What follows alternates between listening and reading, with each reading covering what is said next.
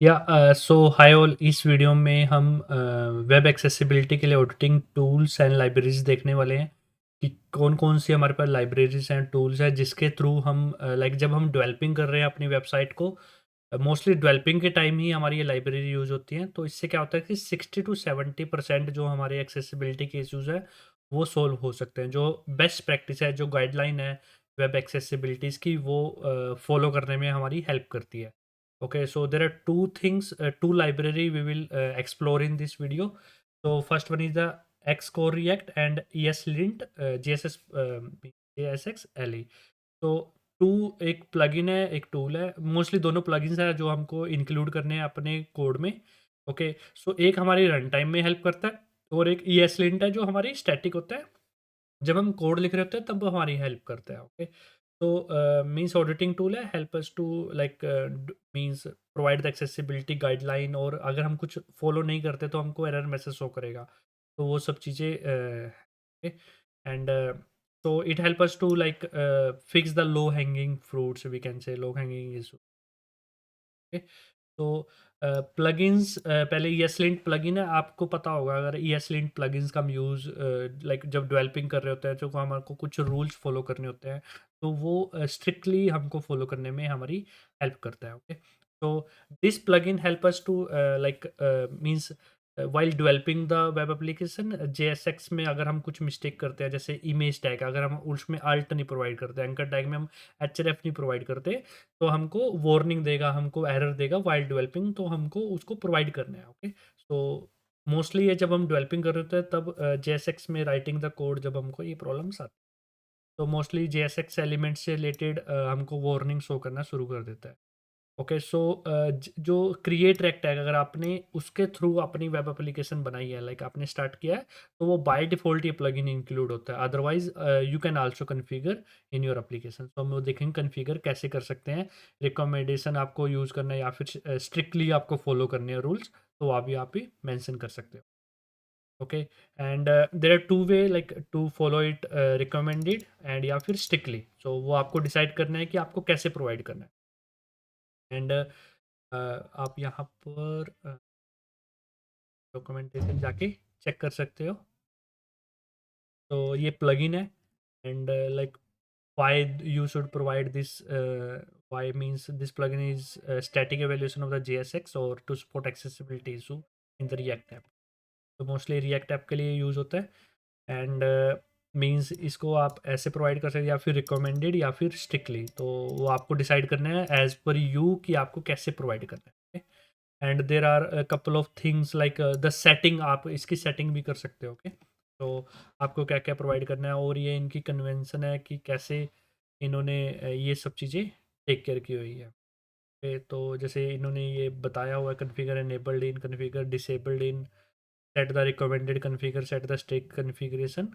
तो मीन्स आप ऐसे डिफाइन, जैसे अल्ट टैग अगर आपने नहीं प्रोवाइड किया तो वार्निंग टाइप से शो कर देगा। अब हम एक ट्राई करते हैं कैसे हम कर सकते हैं। ओके, तो उसके बाद आपको थोड़ा समझ आएगा। तो आई थिंक मैंने ऑडिटिंग एक एडिटिंग टूल मीन्स एक एक बना के रखा हुआ है। एंड सबसे पहले हम सेकंड वन और देख लेते हैं, फिर हम एक साथ ही कर लेंगे। ओके, एक है एक्स कोर रिएक्ट। ओके, सो ये भी एक हमारी अगेन टूल है, लाइब्रेरी हम इसको बोल सकते हैं, जो कि हमको जो जो ये एक्सेसिबिलिटी की वार्निंग देता है ना, ये क्रोम डेव टूल में देता है। जैसे वो देता था हमारे वाइल डेवलपिंग आईडी में मीन्स, और ये देता है क्रोम डेव टूल में।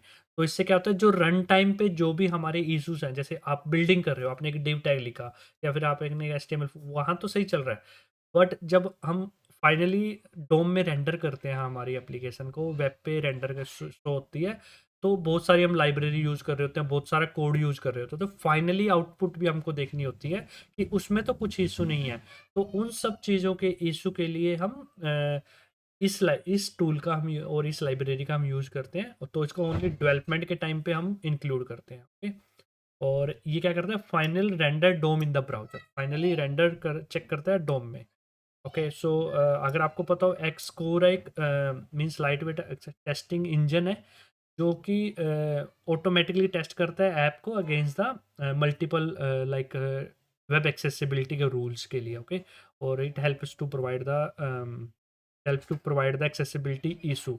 तो जो ये एक्स को रिएक्ट है, ये हमारी हेल्प करता है, वो उसी के प्रिंसिपल का यूज करता है, इंटीग्रेट कर रखा है इन्होंने, और उसको हमको इसमें प्रोवाइड करने में हमारी हेल्प करता है, लाइक एक्स कोर में।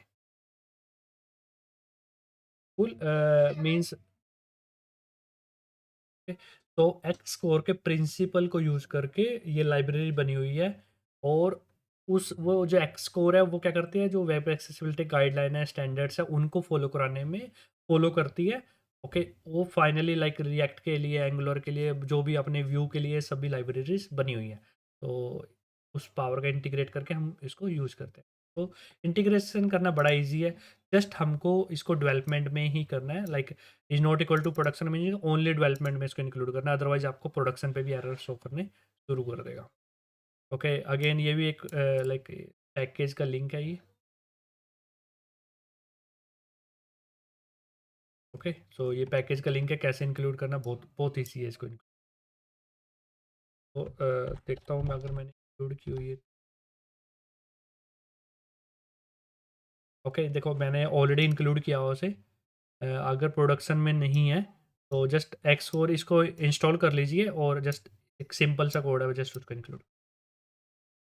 ओके, अब हम सेकंड करेंगे, हम इस पे जो इससे पहले वाली थी हमारी ESLint प्लगइन, उसको इंक्लूड करेंगे। ओके, उसको भी करना बड़ा इजी है। तो हम जस्ट करो उसको। ESLint हमारी एक फाइल है, तो ठीक है, ये इंक्लूड हो गया, और हमारे इसको फिर से फिर से चला दो।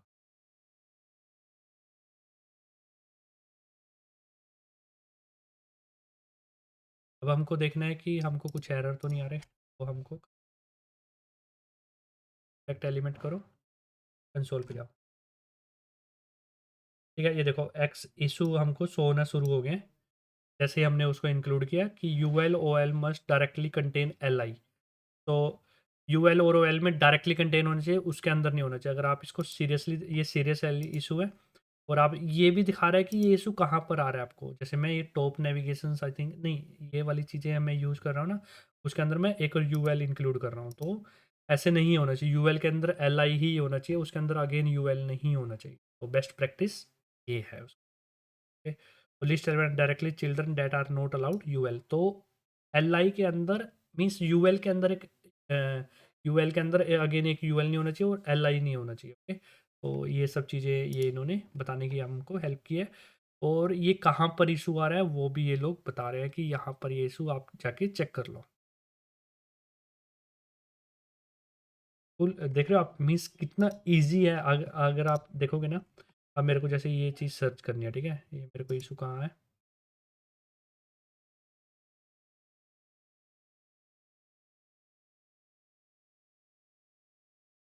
अगर मैं इसको पूरे उसमें सर्च करूँगा ना, ये मैंने क्या किया हो ना, यूएल के अंदर एक और again one more UL use किया हुआ है, इसलिए मेरे को ये इशू हुआ। इसलिए ये मेरे को ये बोल रहा है कि ये गलत कर रखा है तुमने, इसको सही कर लोगे तो ये इशू चला जाएगा। और मॉडरेट में अभी कोई इशू नहीं है। अब हम क्या करते हैं ना, ऑडिटिंग टूल है ना, इसमें हम अब हमने कन्फिगर कर लिया, राइट, दोनों टूल बड़े ईजी है, इतना ईजिली हमने कन्फिगर कर लिया, राइट। अब इसको हम क्या करते हैं ना, सबसे पहले पहले इंक्लूड कर लेना।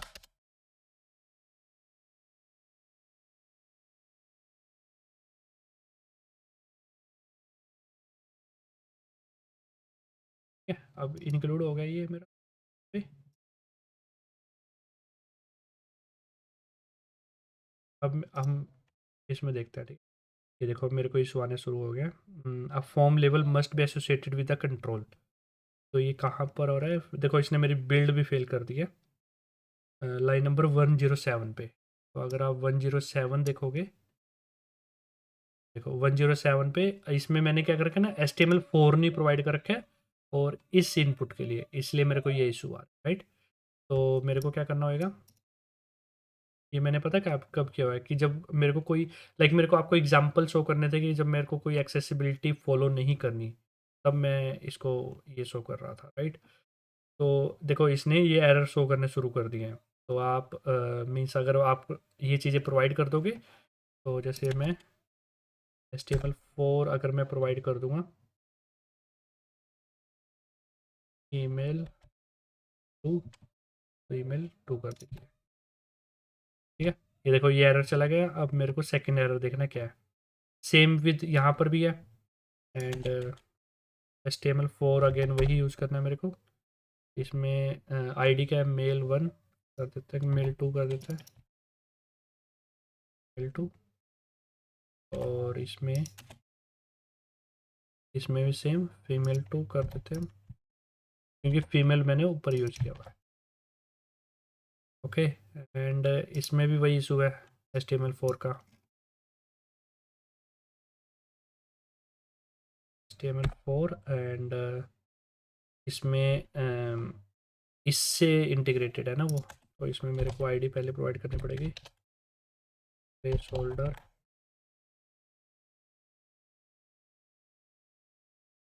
होप सो अब प्रॉब्लम सॉल्व हो जाएगी। ठीक है, देखो हो गया। अब मेरा सही चलने लगा।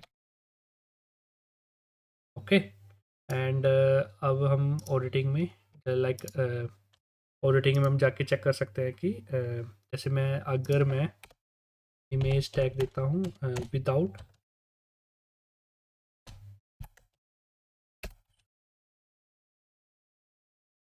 अगर मैं जैसे इमेज टैग देता हूँ विदाउट अल्ट, तो मेरे को तब भी एरर मैसेज शो करना शुरू कर देगा ये। जैसे मैं इंपोर्ट करता हूँ डायनासोर को,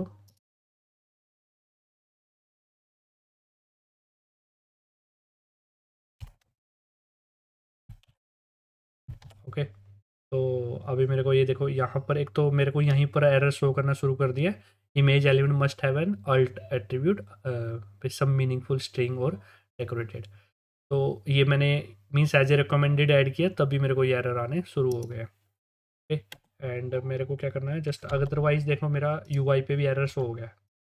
तो इसके लिए मेरे को क्या करना पड़ेगा, अल्ट टैग प्रोवाइड करना पड़ेगा।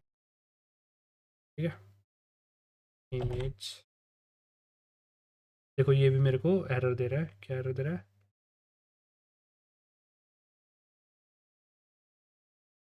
ओके, मीन्स इमेज वर्ड का यूज मत करो,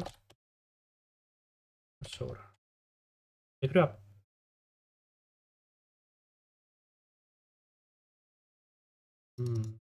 तो ये देखो, अब आप देखो render alt attribute screen reader already announce image tag as a image, so you don't need to use image tag photo picture. देख रहे हो आप, अ,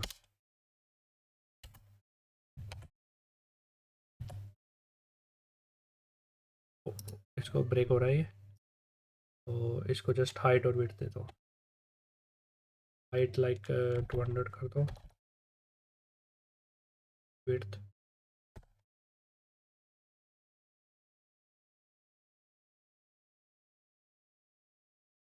ठीक है 100 ही कर दो।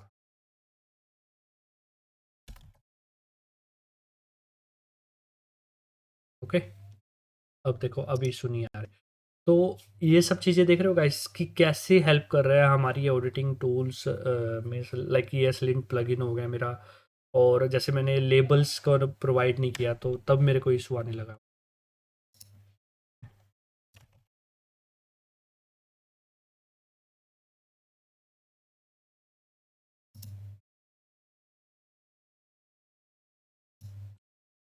और जैसे मैं अब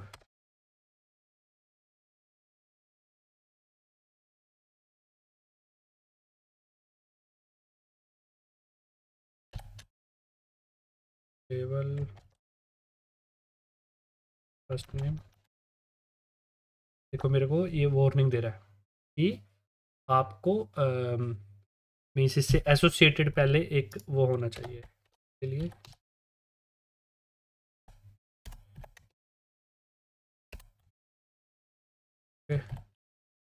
टाइप इज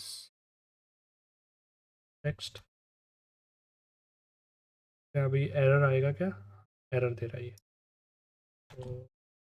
तो अगर मैं जैसे HTML4 कर देता हूँ नेम, अब देखते हैं। अब देखो मैंने इसको लिंक नहीं किया, बस HTML4 कर दिया राइट उसको।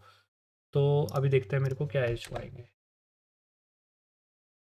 देखो अब मेरे को यहाँ पर एक और क्रिटिकल इशू आ गया। ये देखते हैं क्या है। फॉर्म एलिमेंट का ही आ गया। तो इसमें देखो, अब देखो इसने ESLint प्लगइन ने इसको सक्सेसफुल कर दिया क्योंकि उसको HTML4 मिल चुका है। बट मैंने इसको इंटीग्रेट नहीं, इसको मीन्स इन दोनों को मिलवाया नहीं है, लाइक इंटीग्रेट नहीं कराया with the help of ID. तो अब आप देख रहे हो मीन्स यहाँ पर मेरे को ब्राउज़र पे वार्निंग्स हो गया, fix any of the flowing follow form element does not have an wrapped label, और area label attribute does not exist, और this element has no title attribute, no implicit default value, placeholder नहीं है, role नहीं है, और role presentation नहीं है। आप समझ रहे हो आप? तो इसको मेरे को, अगर मैं इसको अब ये आईडी दे दूंगा नेम, तो अब मेरी ये प्रॉब्लम सॉल्व हो जाएगी। प्रेस करना पड़ेगा। देखो वो प्रॉब्लम सॉल्व हो गई है। इवन अगर मैं आई थिंक आईडी ईमेल ये 1 करूँगा ना, तब भी मेरे,